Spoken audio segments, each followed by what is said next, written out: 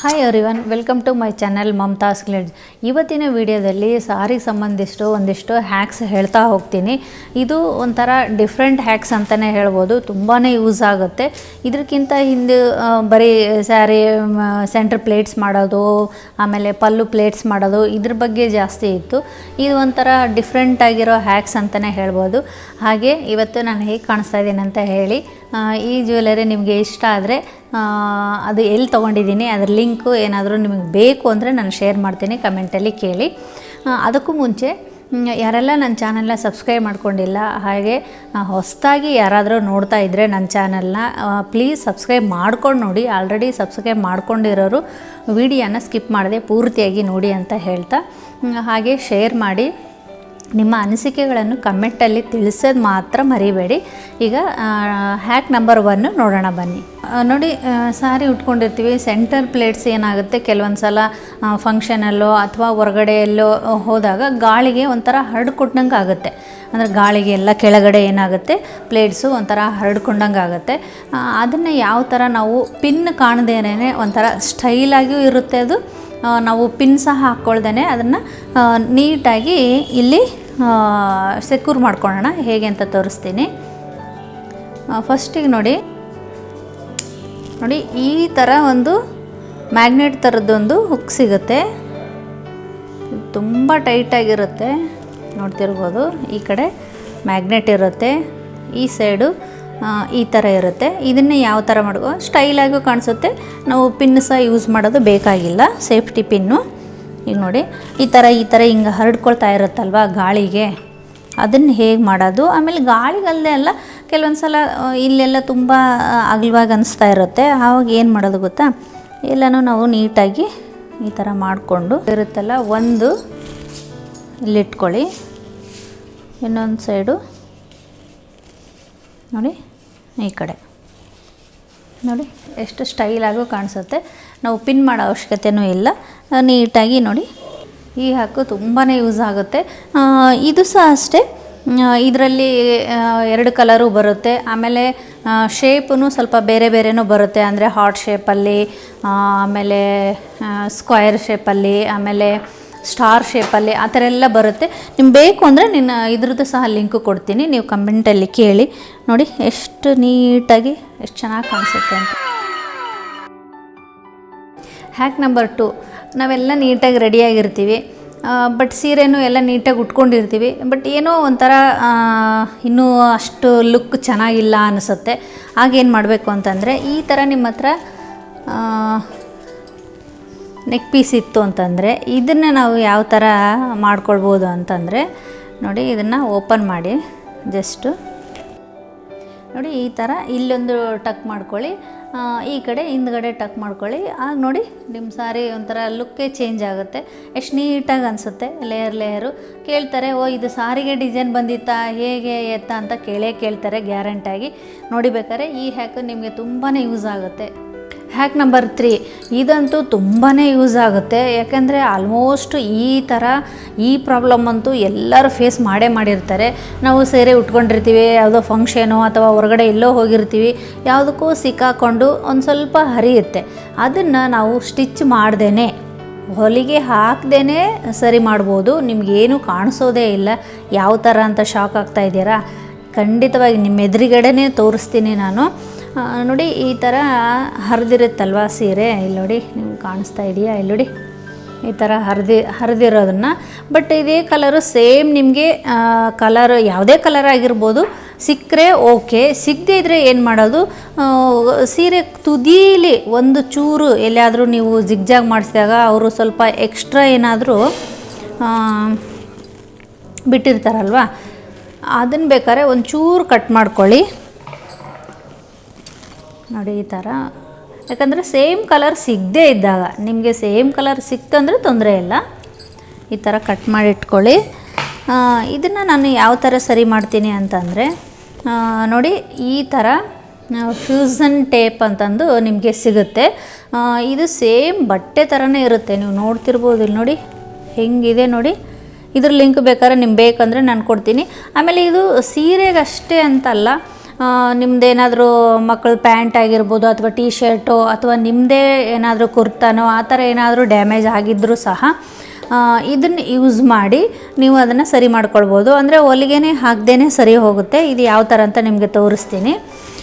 First ನೋಡಿ, ಇಲ್ಲಿ ನಮಗೆ ಹರಿದಿರುತ್ತಲ್ವ ಆ ಹೋಲ್ಗೆ ನೋಡಿ, ಈ ಹೋಲ್ಗೆ ನಾನೇನು ಬಟ್ಟೆಯಲ್ಲಿ ಕಟ್ ಮಾಡ್ಕೊಂಡಲ್ವ ಅದನ್ನು ಒಳಗಿಂದ ಇಟ್ಟು ಮೇಲ್ಗಡೆ ಐರನ್ ಮಾಡಬೇಕಾಗತ್ತೆ. ಐರನ್ ಮಾಡಿದಾಗ ಇದೇನಾಗುತ್ತೆ ಗೊತ್ತಾ, ಮೆಲ್ಟಾಗಿ ನಿಮಗೆ ಅಂಟ್ಕೊಂಡ್ಬಿಡುತ್ತೆ. ಆವಾಗ ನಿಮಗೆ ಗೊತ್ತೇ ಆಗಲ್ಲ, ನಾವು ಸ್ಟಿಚ್ ಮಾಡಿರೋದು ಗೊತ್ತಾಗಲ್ಲ, ಹರಿದಿರೋದು ಗೊತ್ತಾಗಲ್ಲ. ಸ್ಟಿಚ್ ಮಾಡಿದ್ರೆ ಏನಾಗುತ್ತೆ, ಹೊಲಿಗೆ ಎಲ್ಲ ಕಾಣಿಸುತ್ತೆ. ಬಟ್ ಕೆಲವೊಂದು ಸೀರೆಗೆ ಅದು ಒಂಥರ ಅಸಹ್ಯ ಕಾಣಿಸುತ್ತಲ್ವ. ಹಾಗಾಗಿ ಇದನ್ನು ಯೂಸ್ ಮಾಡಿ ನಿಮಗೆ ಗೊತ್ತಾಗುತ್ತೆ ಎಷ್ಟು ನೀಟಾಗಿ. ಆಮೇಲೆ ನೀವು ಇನ್ನೊಂದು ಡೌಟ್ ಇರ್ಬೋದು, ವಾಶ್ ಮಾಡಿದ್ರೆ ಇದು ಏನಾದರೂ ಹೋಗ್ಬಿಡುತ್ತಾ ಅಂತ. ಖಂಡಿತವಾಗಿ ಏನೂ ಹೋಗಲ್ಲ, ವಾಶ್ ಮಾಡಿದರೂ ಸಹ ಹಾಗೇ ಇರುತ್ತೆ. ಈಗ ತೋರಿಸ್ತೀನಿ ನೋಡಿ. ಈ ಥರ ಚಿಕ್ಕ ಚಿಕ್ಕ ಪೀಸ್ ಕಟ್ ಮಾಡ್ಕೊಳ್ಳಿ. ಎಲ್ಲಿ ಹರಿದಿರುತ್ತೆ ಅದ್ರ ಮೇಲೆ ಈ ಥರ ನೀಟಾಗಿ ಇಟ್ಬಿಟ್ಟು, ಆಮೇಲೆ ಮ್ಯಾಚಿಂಗ್ ಬಟ್ಟೆ ನಾವು ತೊಗೊಂಡಿರ್ತೀವಲ್ಲ ಅದನ್ನ ಇಟ್ಬಿಟ್ಟು ಈ ಥರ ಐರನ್ ಮಾಡಬೇಕು. ನೋಡಿ, ಅದು ಮೆಲ್ಟಾಗಿ ಅಂಟ್ಕೊಂಡ್ಬಿಡುತ್ತೆ ನಿಮಗೆ.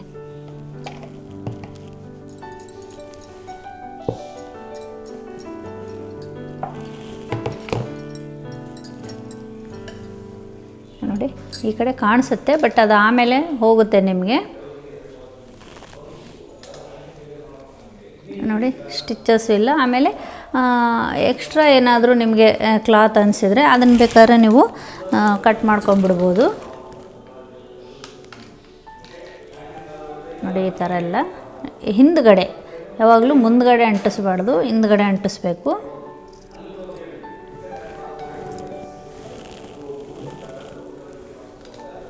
ನೋಡಿ, ಏನೂ ಗೊತ್ತೇ ಆಗಲ್ಲ ನಿಮಗೆ,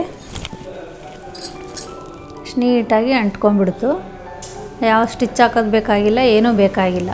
ಹ್ಯಾಕ್ ನಂಬರ್ 4 ನೋಡಿ, ಕೆಲವೊಂದು ಸಿಲ್ಕ್ ಸೀರೆ ಆಗಿರ್ಬೋದು ಅಥವಾ ಕೆಲವೊಂದು ವರ್ಕ್ ಸೀರೆ ಇರುತ್ತೆ, ತುಂಬಾ ಜಾರ್ತಾ ಇರುತ್ತೆ. ಆ ಥರ ಸೀರೆನ ನಾವು ಯಾವ ಥರ ವೇರ್ ಮಾಡಬೇಕು ಅಂತಂದರೆ, ನೋಡಿ ಈ ಥರ ಸಹ ಅಷ್ಟೇ. ನೋಡೋಕ್ಕೆ ಇದು ಸ್ಮೂತಾಗಿ ಇರ್ತದೆ, ಬಟ್ ತುಂಬಾ ಜಾರ್ತಾ ಇರುತ್ತೆ. ನಾವು ಉಟ್ಕೊಂಡಾಗ ಏನು ಮಾಡಬೇಕು ಅಂತಂದರೆ, ಸೀರೆ ನಾವು ಸ್ಟಾರ್ಟಿಂಗ್ ಪಾಯಿಂಟ್ ಏನಿರುತ್ತೆ ಅಂದರೆ, ಸ್ಟಾರ್ಟಿಂಗ್ ನಾವೇನು ಟಕ್ ಮಾಡ್ಕೊಳ್ತೀವಲ್ಲ ಅಲ್ಲಿ ತುದೀಲಿ ತೋರಿಸ್ತೀನಿ ರೀ. ಆ ಕಡೆ ಸೆರಗು ಬಂತು. ಓಕೆ, ನೋಡಿ ಈ ಥರ ಹಿಂಗೆ ನಾವೇನು ಟಕ್ ಮಾಡ್ಕೊಳ್ತೀವಲ್ಲ ಇಲ್ಲಿ ಒಂದು ಈ ಥರ ನಾಟ್ ಹಾಕ್ಕೊಳ್ಬೇಕು. ಚಿಕ್ಕದಾಗಿ ಒಂದು ನಾಟು ನೋಡಿ, ಈ ಥರ ನಾಟ್ ಹಾಕಿ ನೋಡ್ತೀನಿ. ಈ ಥರ ನಾಟ್ ಹಾಕಿ ಒಳಗಡೆ ಟಕ್ ಮಾಡ್ಕೊಂಡ್ಬಿಟ್ರೆ ನಿಮಗೆ ಏನು ಅಂದರೆ ಪದೇ ಪದೇ ಜಾರೋದೇ ಇಲ್ಲ.